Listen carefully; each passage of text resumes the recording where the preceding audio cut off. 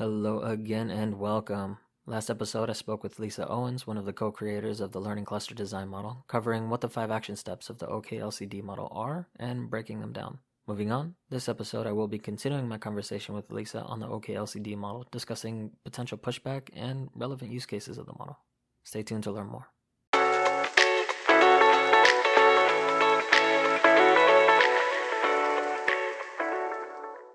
All right, Lisa, thank you very much for breaking down what those 5 actions were, covering cluster. And we're kind of rounding out now. We've talked about the history, we've talked about the principles, and we've also talked about, what the action steps are and what really goes into actually practicing this model. Now I wanted to touch on a little bit some of the background things that still apply with this model.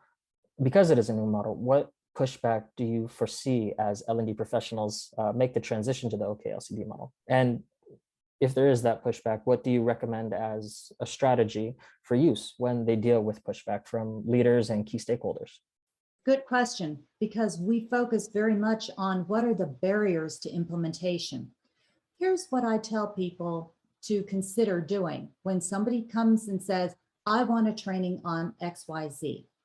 For the L&D professional to look them in the eye and say, hey, I can give you a training on XYZ, but I'd prefer to give you something a little bit more modern. It's called a learning cluster.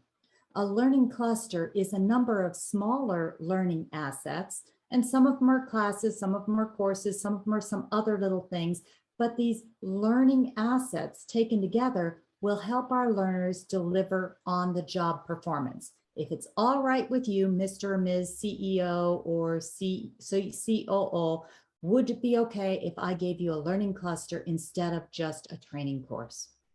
And most people respond quite positively to that because yes, they want to have something more modern, but their biggest question is, will it cost more? A number of our people have had these conversations, and we recently did some research earlier this year, and it's being published in Innovations in Learning and Technology for the Workplace in Higher Ed. It's in the chapter called Instructional Design in a Digital Age, a New Model is Taking Hold. So this is a study that Crystal and I did of our users of the LCD model, and we asked specifically, what kind of support are you getting from your leadership? We were pleasantly surprised that nearly 80% of stakeholders and senior leaders were supportive of the LCD model being used in their organization. That's great. What we learned is that leadership gets the LCD model in part due to the language. We talk about learning assets, continuous learning, learning in the 5 moments, strategic performance objectives. All these things tend to talk in the language of business. Now, what are they concerned about? Is it going to take more time? The answer is no. We'll probably start rolling out a little bit sooner because we're breaking it up versus trying to do it all at once. Does it cost more money? No, not usually, because we take what we have, we reuse it, we repurpose it, and we roll it out faster so that everyone starts learning quicker and you get results even sooner. So those are the pushbacks and those are the experiences that our users are having. So we're quite pleased that it's working as planned. Wow, that's amazing. Nearly 80% of stakeholders are confirming. That's great. Thank you. I feel like that's very good, especially for people looking into the OKLCD model or who are very interested in it but haven't brought it up yet within their own L&D teams and communities. I think that's great to understand that, hey, there's positive support coming from key stakeholders in multiple companies and organizations. So, don't be shy. With that, I'm curious, I feel like the answer is going to be no, but I still want to clarify this for myself at least. Is there an industry preference for this type of model, or can it work across all industries? Well, I think you know the answer. It can work across all industries. And our research that I just mentioned actually proved it. Here are the industries of the users that said it works. Healthcare industry, technology, energy, media, foods, consulting, and even universities. Wow.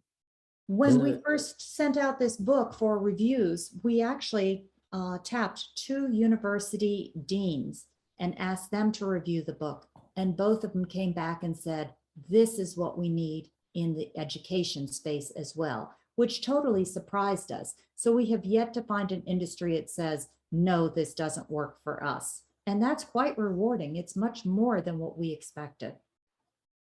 No, that's amazing. Is there a specific maybe department to start in within an organization? I believe one of the OKLCD chats, there was a lot of talk of sales department, sales department, sales department, and it seems like that's a lot of people's go-to department to kind of test. So I was curious if there's a specific, if it's maybe department specific to kind of get the wheels turning slowly, or is that really a concern at all? It isn't a concern. It's a matter of where is your industry focused. Mhm. Some places it's in the technology and the R&D group. Mhm. Other places it's sales. If sales is what's making you money and that's where you want to go, go there. Wherever your industry's biggest problem is, start with what projects you've got. Now, some people prefer to pick a small project and learn their way into it, which is great. Some people prefer to start with the biggest project they've got and prove it or disprove it right off the top. So far, we haven't had anyone come back to us and complain. We're still waiting for the complaints so that we can jump in and help them out. It's good to hear. With that, are there any case studies published anywhere that people could read up on? Well, absolutely. In the book itself, we publish about, I think it was 5 different companies, including Visa, Gorilla Glue, some work by Comcast, Paycor, and I know there's another one, I can't think of it. Oh, Bluescape, Hmm. a tech company out of Silicon Valley. So those are in the book, Designing for Modern Learning Beyond ADDIE and SAM. But you can also go to the LCD Group website and you'll see that we have videos by some of our users and you'll be able to hear what their story is directly from them.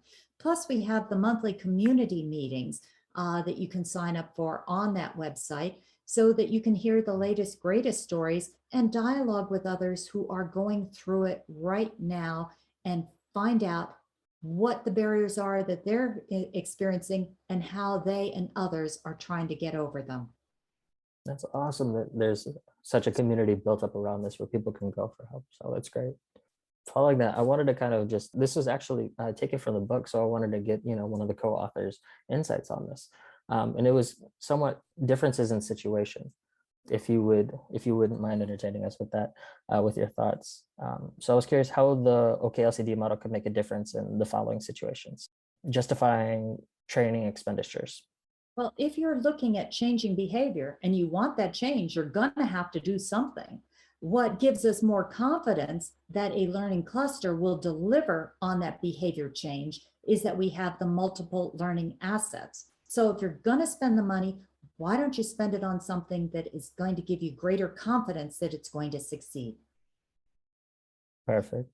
The other piece of that is that because we look at track and we take track and connect it to the change action, we actually get stories and measures that will actually prove that the training expenditures did pay out.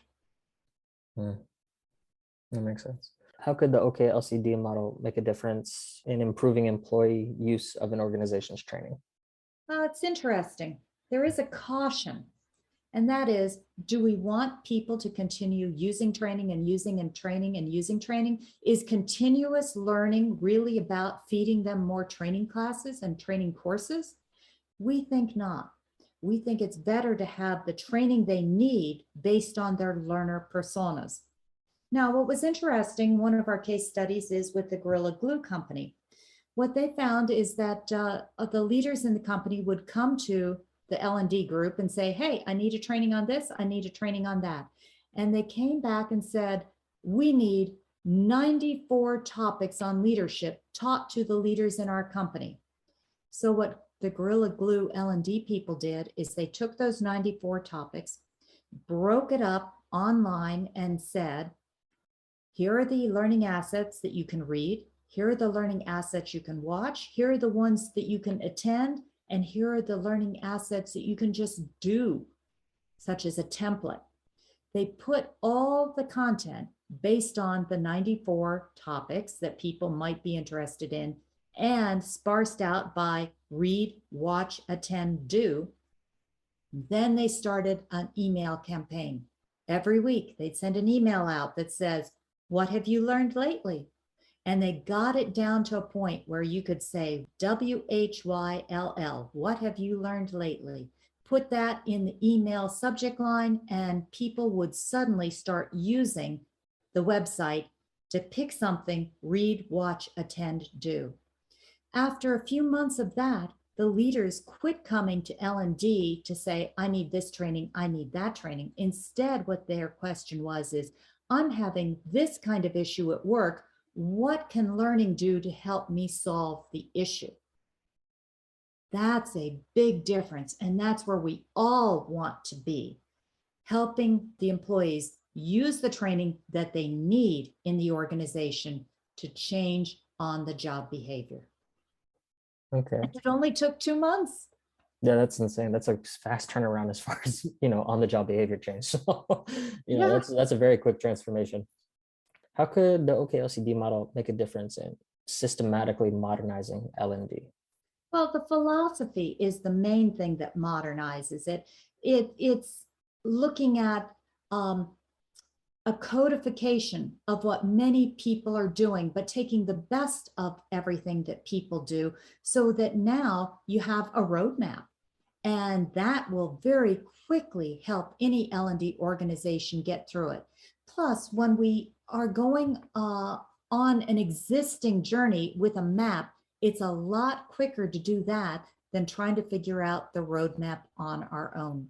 We have more confidence to move forward quickly, and we do so when we've got that map with us. So that's what we're finding with the philosophy and with the codified tools to help people move through quickly. They are actually changing their L&D organizations and feeling more modern about it.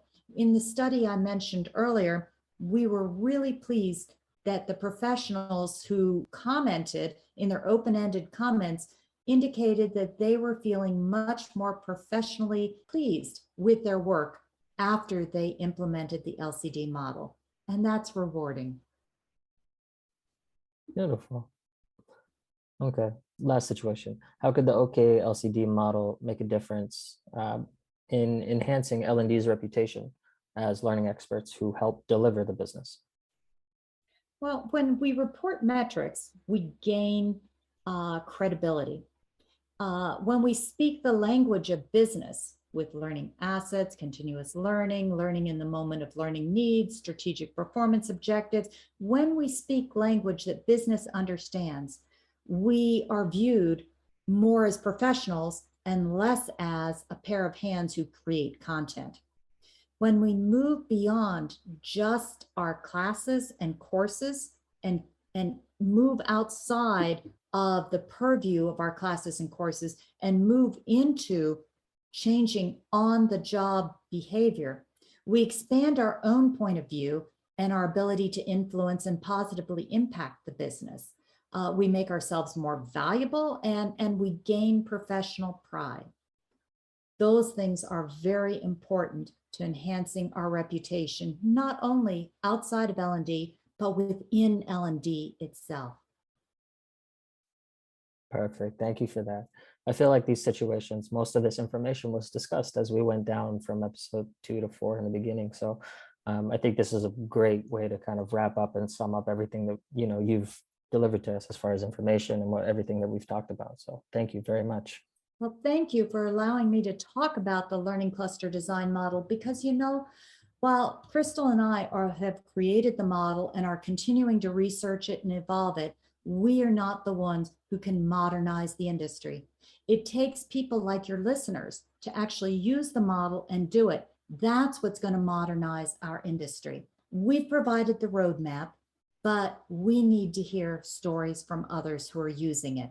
And we'd love to hear stories from your users, your listeners, and hopefully some of those will show up in our second edition that we expect to get out in a couple of years, showing how the model has evolved, how the industry has evolved, and how we are meeting the needs of learners and the business in the digital age. Again, thank you, Lisa, for sharing your insights on possible pushback and relevant use cases of the model. This wraps up our 5-minute university series on the Owens Kadakia Learning Cluster Design Model, or OKLCD for short. There are quite a few resources mentioned by Lisa on where to find more info on the model and their community discussions as well. So so please check those out. Also, be sure to stay tuned for our next 5-minute university topic and discussion. Thank you for listening in, and we hope you gain some insights. Until next time.